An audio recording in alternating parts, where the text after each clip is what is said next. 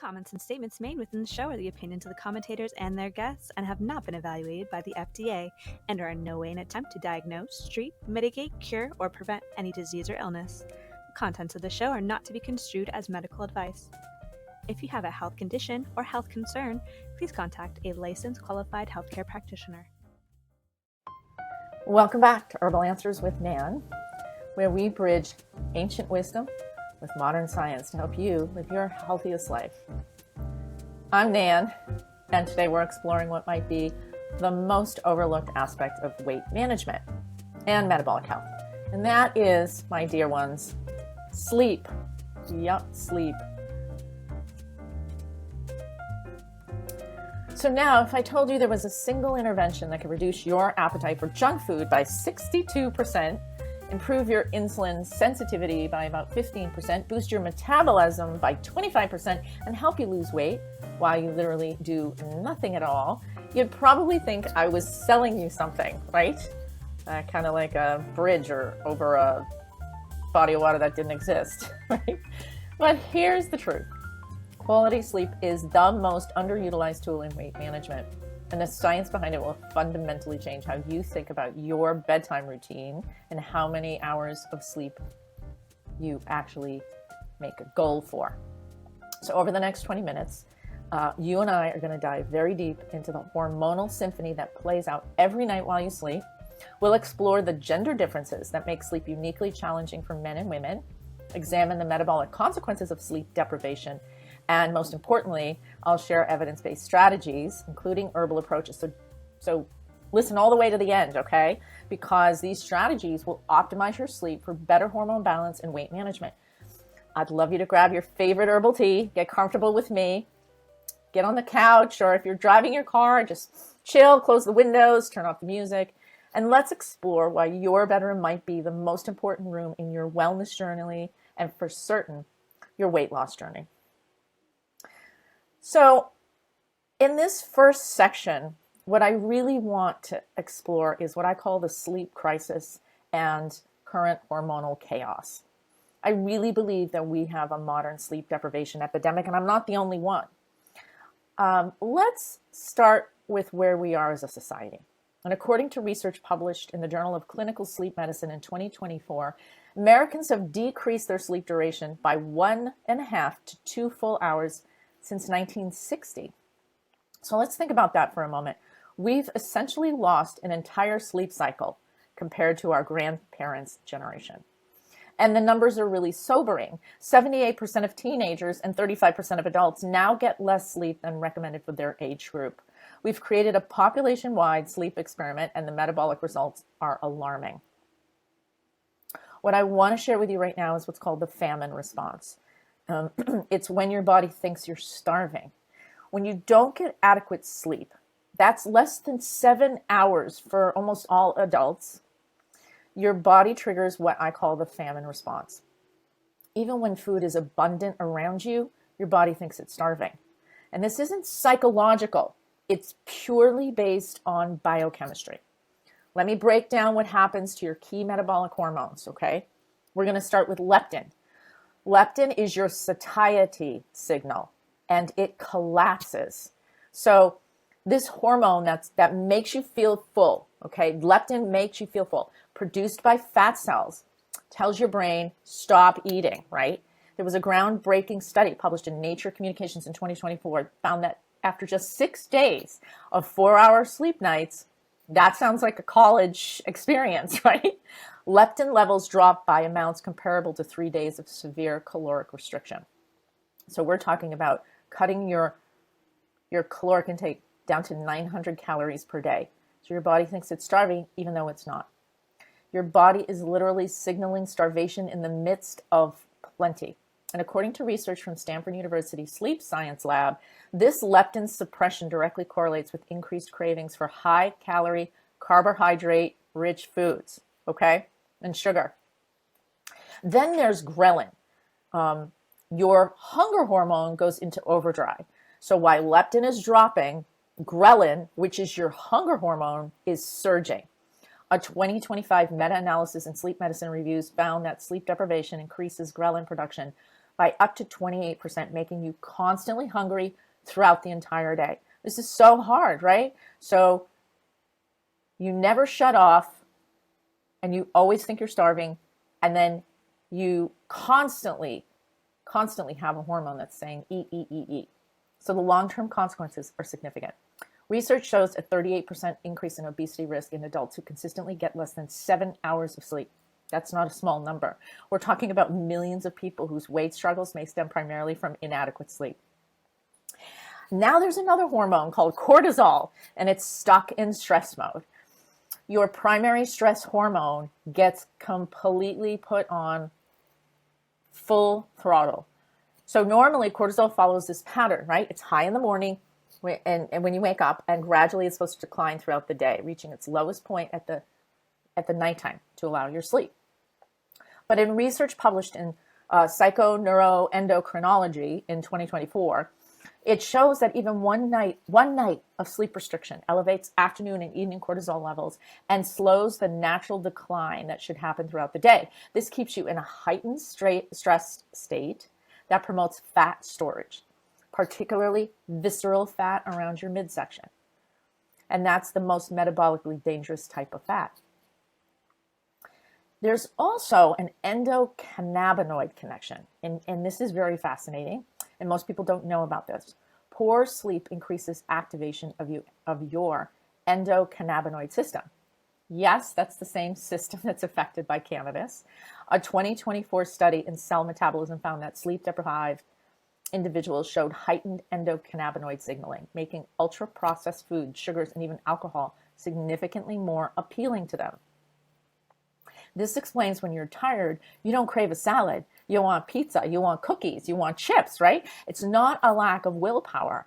It's your sleep-deprived biology working against you.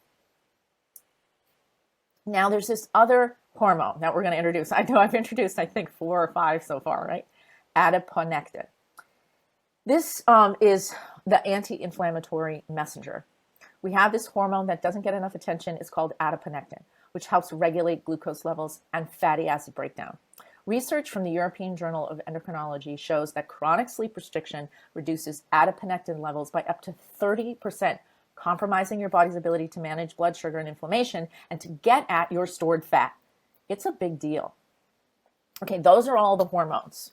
So in the next section, section 2, what I want to go through is what's called the gender divide in sleep metabolism. Women have very unique sleep hormone challenges. Ladies, I want to spend some time addressing your specific sleep challenges because they're very real and they're significant and they're scientifically documented. According to a comprehensive 2022 review in the Journal of Women's Health, women rate their sleep quality lower than men across all age groups and report more fluctuations corresponding to menstrual cycle changes. So here's something remarkable. Research published in the Proceedings of the National Academy of Sciences found that women's internal clocks run about 6 minutes faster than men's. Now that might sound insignificant, but over 24 hours, this creates a misalignment between your body clock and the external sleep-wake cycle. That's 5 times larger than what men experience. So think of it like your internal watch running consistently fast over days, weeks, months, years. This creates significant disruption in sleep timing, the quality of your sleep, and subsequent metabolic function. Hormonal fluctuations across the menstrual cycle is also specific to women, right? That makes sense. A 2025 study in fertility and sterility found that sleep architecture changes significantly across the menstrual cycle. During the luteal phase, the 2 weeks before menstruation, progesterone levels rise, which should promote sleep. However, many women experience paradoxically worse sleep quality during this time due to higher core body temperature. Sleep fragmentation increases by 20 to 30% in the late luteal phase, which directly impacts leptin sensitivity. And research shows women experience more dramatic drops in leptin during the premenstrual week when sleep is disrupted, potentially explaining premenstrual food cravings. And according to more data from the National Institutes of Mental Health, anxiety and depressive disorders are twice as common in women, and poor sleep is both a cause and a consequence. A 2024 study in biological psychiatry found that sleep disruption affects leptin and adiponectin levels more dramatically in women than men creating a vicious cycle of poor sleep, hormonal dysregulation, and mood disturbances. It's not looking good, is it, ladies? Now, that's while you're menstruating. What about perimenopause and menopause? This is the perfect storm for disruption of our hormones and our sleep. For women in their 40s and 50s, the sleep hormone connection becomes even more critical. Research published in the Menopause Journal in 2024 found that 60% of perimenopausal women experience sleep disturbances, primarily due to declining estrogen and progesterone. This hormonal shift reduces deep sleep stages, increases nighttime awakenings, and exacerbates hot flashes. The metabolic consequences include increased insulin resistance and accelerated visceral fat accumulation, which is why many women struggle with weight gain during this transition despite unchanged eating and exercise habits. It is so frustrating. And let me tell you, I really feel you. And we're going to talk about how to circumvent this and how to work with our biology in just a little bit. So hang on to that. Now we're going to cover men's sleep metabolism connection. Now, gentlemen, you're not off the hook completely. While women face more sleep disruptions, men show different but equally significant metabolic responses to sleep loss. We call it the overeating response. Research from the American Journal of Clinical Nutrition in 2024 found that men tend to overeat more than women in direct response to sleep loss, consuming an average of 385 additional calories per day after poor sleep compared to 275 additional calories in women. It's probably because women are more conscientious about their diet and they don't want to gain the weight, and men are often encouraged to eat for energy. What's particularly interesting is that fragmented sleep, taking longer to fall asleep and spending more time trying to sleep, were associated with increased hunger, primarily men and not women. There's also testosterone and sleep quality. So men go through andropause. Yep, women go through menopause or womanopause, and men go through andropause. A 2025 study in the Journal of Clinical Endocrinology and Metabolism revealed that men who sleep less than 6 hours per night have testosterone levels equivalent to men 10 to 15 years older. Lower testosterone directly impacts muscle mass, metabolic rate, and fat distribution. And additionally, while both genders face increased diabetes risk from night shift work, a meta-analysis found this risk is actually 20% higher in men, possibly due to a greater disruption of testosterone rhythms. There's also brain response differences.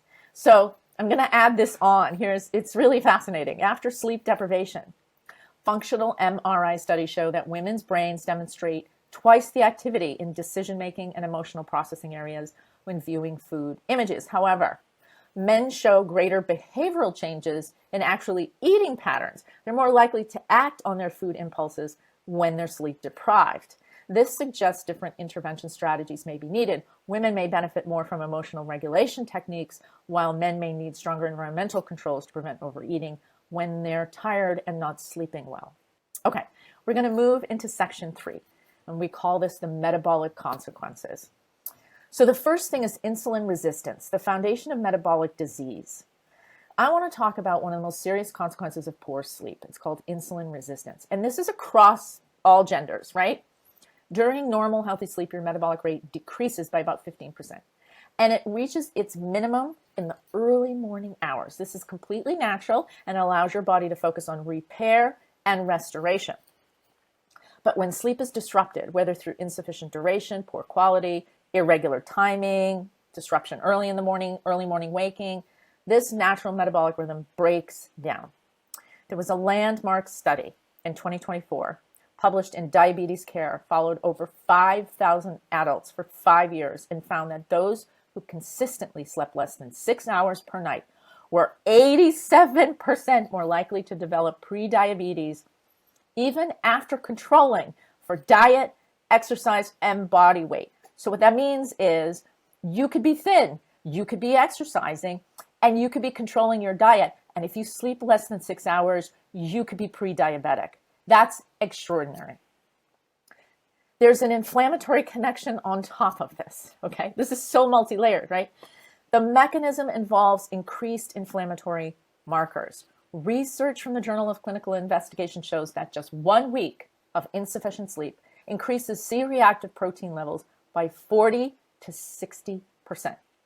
This systemic inflammation directly interferes with insulin signaling, meaning your cells can't effectively take up glucose from your bloodstream.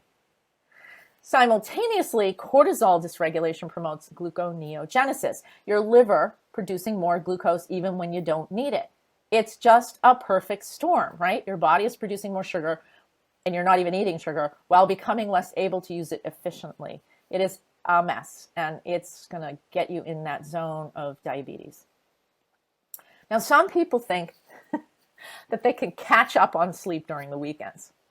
Unfortunately, research published in Current Biology in 2024 thoroughly debunks this myth. The study found that weekend recovery sleep is not sufficient to restore metabolic markers after insufficient sleep throughout the week. In fact, the metabolic disruption from irregular sleep patterns, sleeping 5 hours on weekdays and 9 hours on the weekends, may be worse than consistently sleeping 6 hours per night.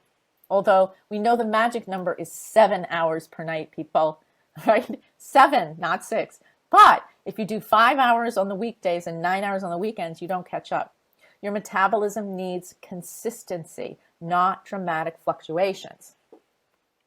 Growth hormone, another hormone, is crucial for tissue repair, muscle maintenance, and metabolic function. In healthy individuals, 70% of daily growth hormone secretion occurs during deep sleep, particularly during the first sleep cycle, early on when you conk out. That's when it happens. So if you're trying to make sure that you have less fat and more muscle, you've got to get to sleep.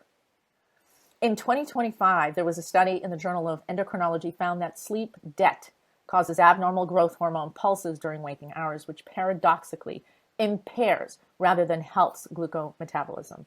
So you can't burn your glucose correctly if you don't have a consistent growth hormone pulse, right?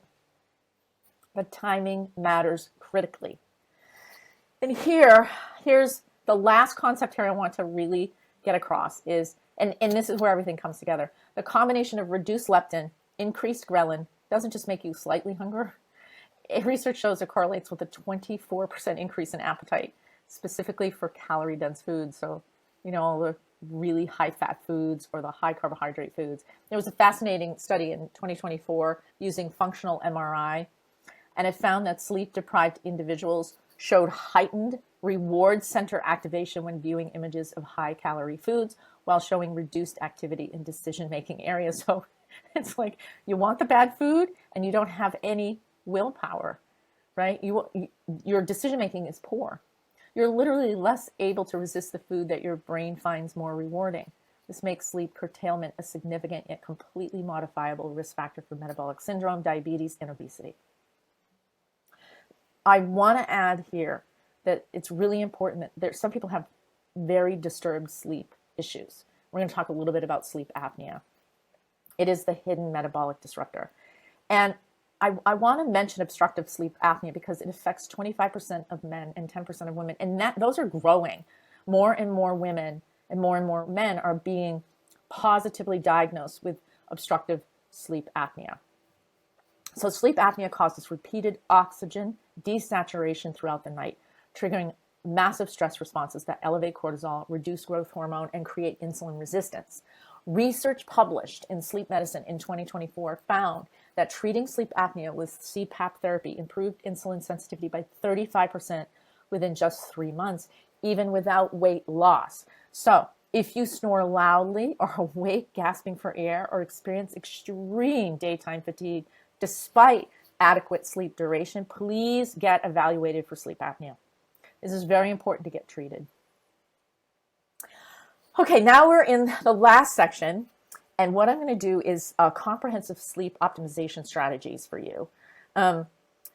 Sleep hygiene is essential, okay, and this is foundational. This is your practical part in how to optimize your sleep for better hormone balance and metabolic health, provided you don't have sleep apnea. Let's start with the fundamentals that everyone should be able to implement. You have to have a consistent sleep-wake timing, okay? And this is non-negotiable. Research from Northwestern University published in 2024 found that maintaining consistent sleep and wake times within a 30-minute window improves insulin sensitivity by 20% compared to irregular schedules, even when total sleep duration is identical. So if you sleep 6.5 hours every night, if you go to bed at a different time, then you're going to find that you're going to have higher insulin insensitivity. So set your time and get to bed. If you set that consistent wake up time every day, even on weekends, your brain will settle itself down because it really craves regularity and predictability. And the older you get, the more true that is. According to circadian biology research, adding bright light exposure and movement immediately upon waking sets your circadian rhythms for the entire day, increasing both energy and mood.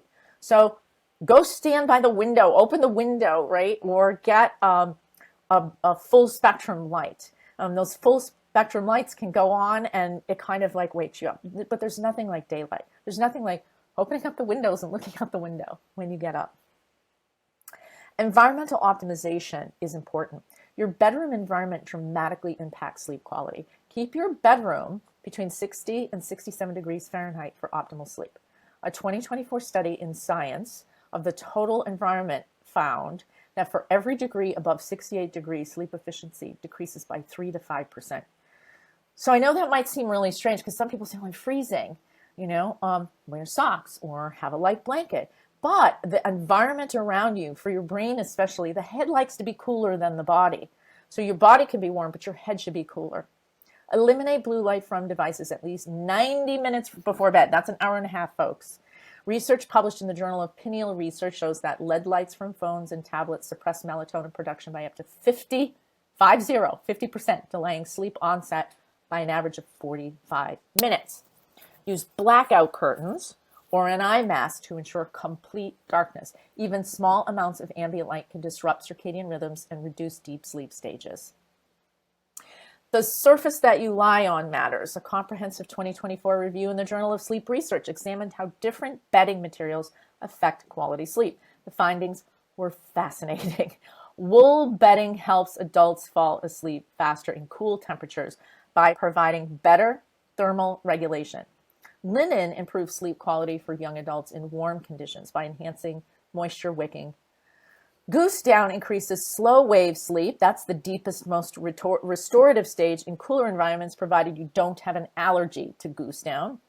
So consider your personal temperature regulation needs when selecting bedding materials.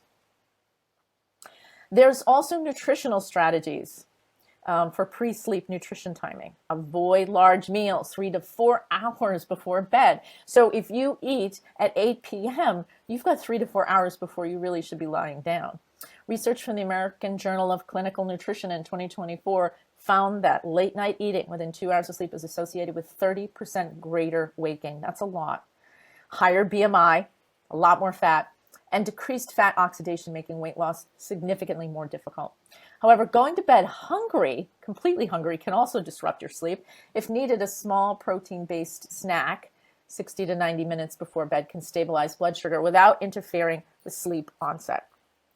Now, I am a clinical herbalist, and so there are herbal approaches for sleep support. Now let's talk about our herbal allies, and this is where my passion truly lies. There are evidence-based botanicals that support healthy sleep without the side effects of pharmaceutical sleep aids.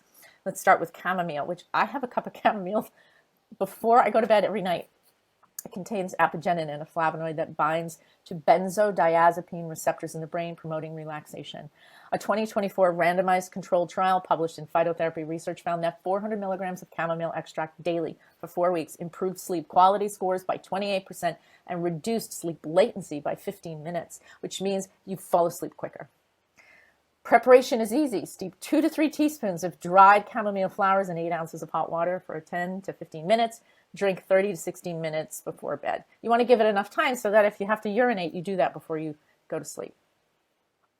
Passion flower, Passiflora incarnata. Passion flower increases GABA in the brain. This is a primary inhibitory neurotransmitter that promotes calm. Research in the Journal of Clinical Pharmacy and Therapeutics shows passion flower improves sleep quality without causing morning drowsiness. The preparation, again, very easy. Take 1 to 2 teaspoons of dried passion flower per cup of water, steeped for 10 minutes, particularly helpful for sleep difficulties related to anxiety. Then there's valerian root.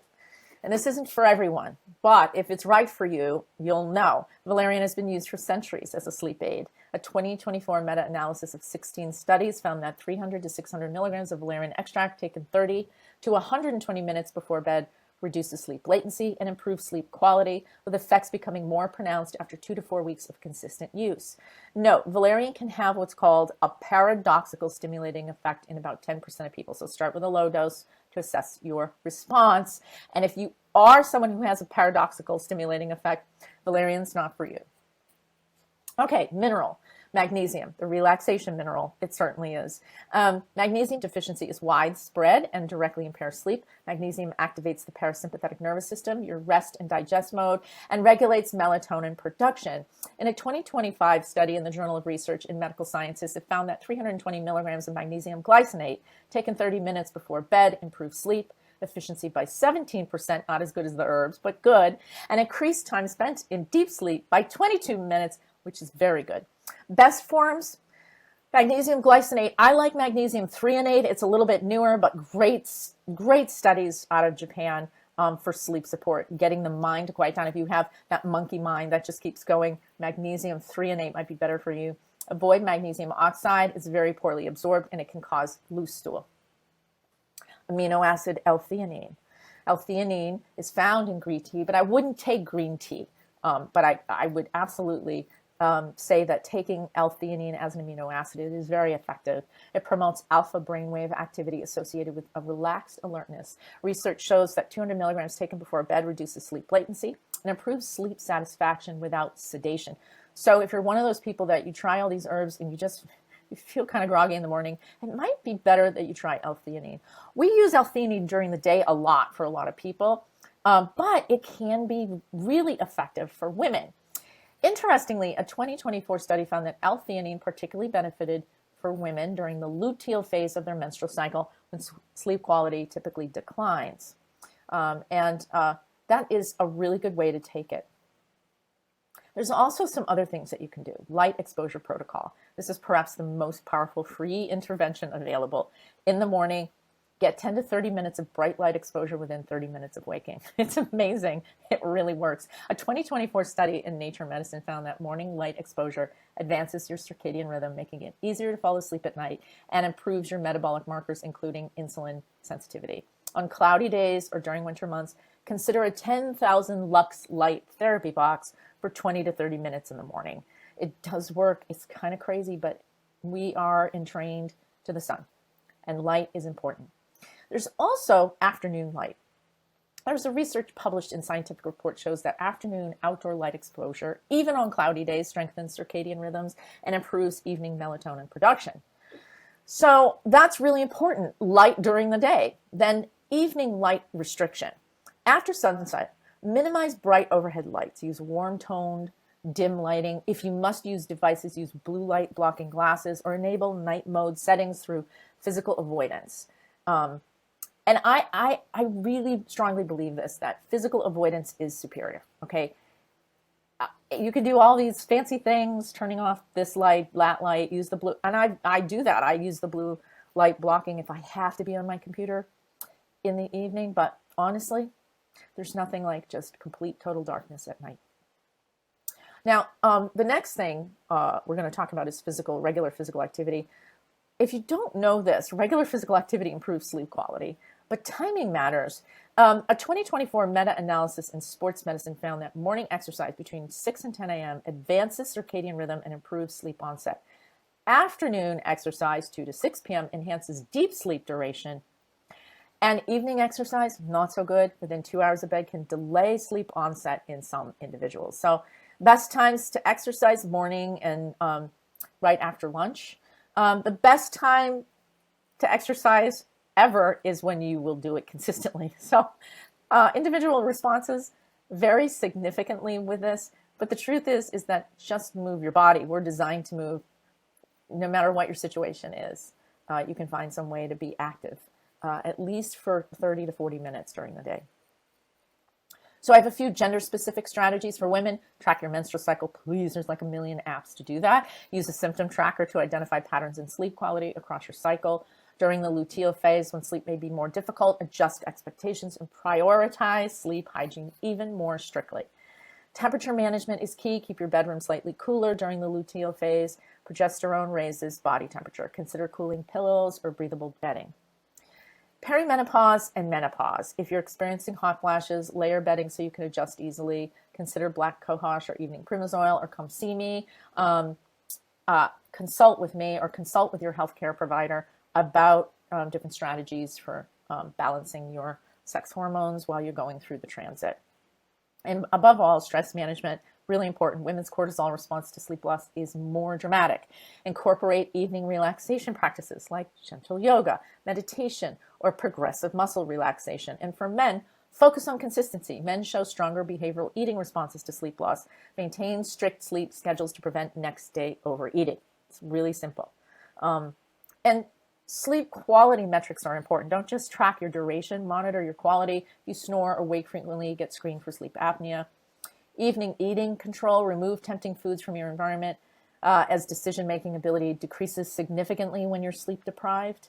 And that includes alcohol, which can increase your core temperature, and the amount of, I call it adult sugar, can have you wake up in the middle of the night. So you'll be wide awake, not sleeping correctly, given too much alcohol.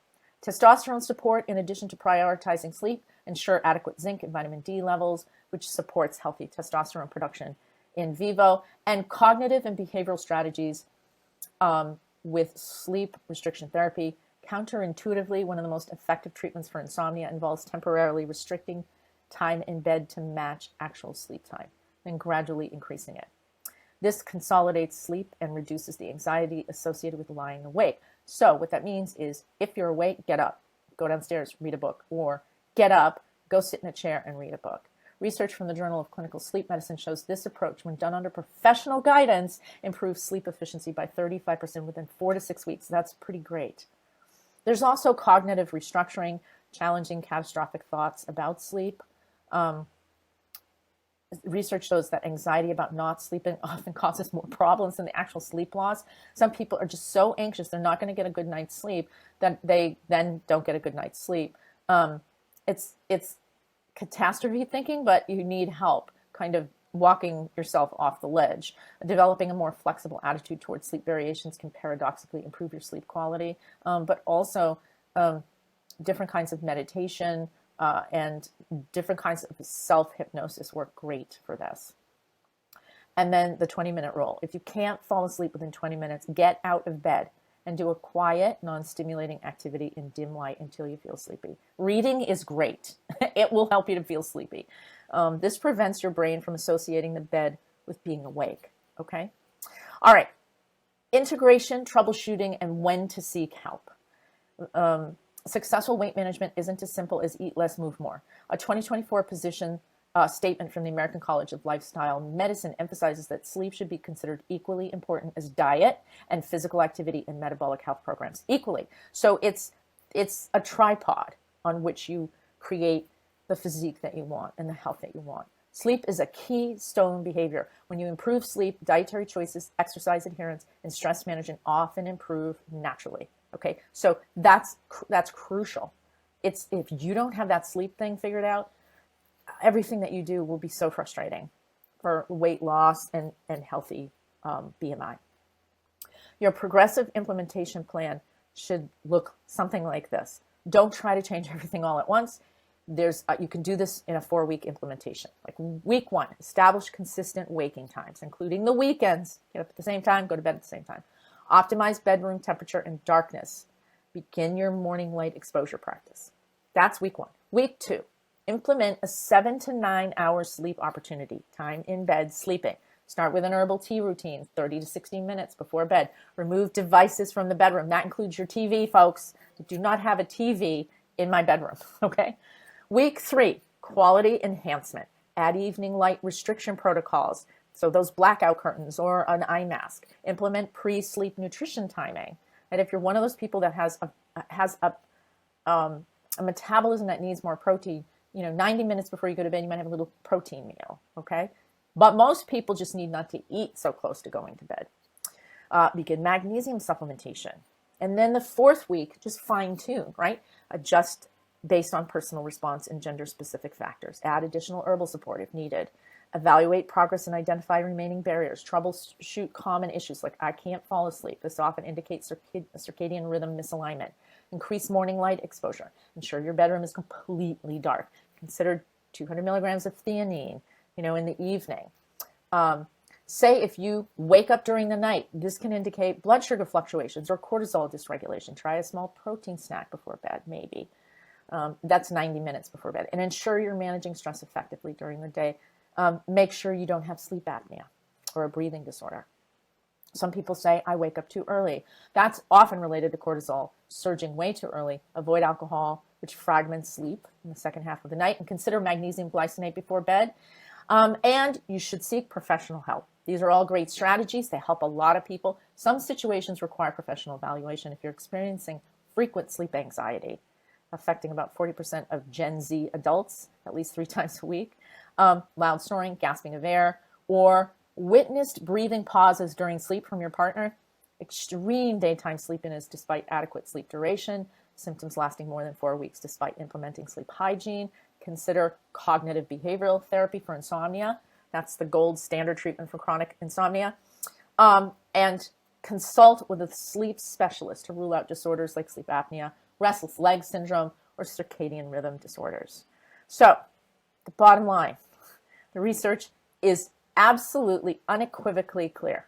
Quality sleep directly impacts hormone regulation and metabolism, making it essential for both men and women pursuing optimal wellness and weight management.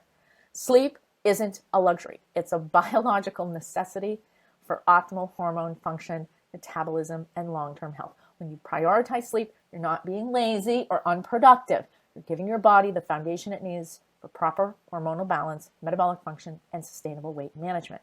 Remember that leptin drop equivalent to severe caloric restriction after just 6 days of poor sleep. Remember that 62% reduction in junk food cravings when sleep is optimized. This isn't marginal improvement. This is fundamental metabolic support. Start tonight. Choose one strategy from today's episode, whether it's setting a consistent wake time, brewing a cup of chamomile tea, committing to morning light exposure. Just one change consistently applied can create meaningful improvement. And here's what I want you to remember. Your hormones are working for you, not against you. When you give your body the sleep it needs, the biological systems that regulate appetite, metabolism, the weight naturally returns to balance. Your body becomes balanced. Look, I'd love to hear from you. Share your journey with me. What's one sleep optimization strategy you'll implement this week? I'd love if you share your experience. Your story might inspire someone else to prioritize their sleep and transform their health and their weight. And thank you for spending these 20 plus minutes with me today. And until next time, sleep well, live well. Remember, your body knows how to heal when you give it the right conditions.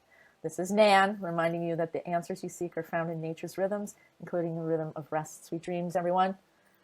See you in the next show.